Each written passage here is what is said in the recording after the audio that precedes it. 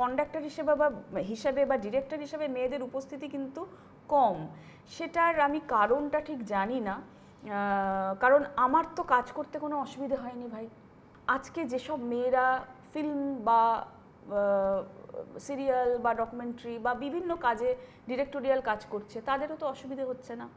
তাহলে অসুবিধাটা কোথায়?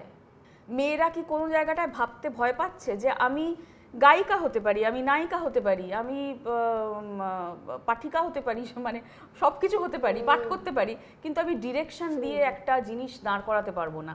আমরা হয়তো নামটা আলাদা দিচ্ছি, স্কুলে স্কুলে যে টিচাররা কাজ করাচ্ছেন, গান করাচ্ছেন, একটা প্রোগ্রাম তৈরি করাচ্ছেন, তারা কি ডিরেক্টোরিয়াল কাজটা করছেন না? তারা কিন্তু করছেন, কিন্তু তারা জানেন না যে তাদের ভিতর কোয়ালিটিটা যেটা, সেটা ডিরেক্টোরিয়াল কোয়ালিটি, সেটাকে নিয়ে আরেকটু এগোনো যেতে পারে। এটা একটা চেতনার জায়গা, যে চেতনাটা আমাদের সবার মধ্যে থেকে আস্তে আস্তে উঠে আসতে হবে, মানে একটা সামগ্রিকভাবে উঠে আসতে হবে।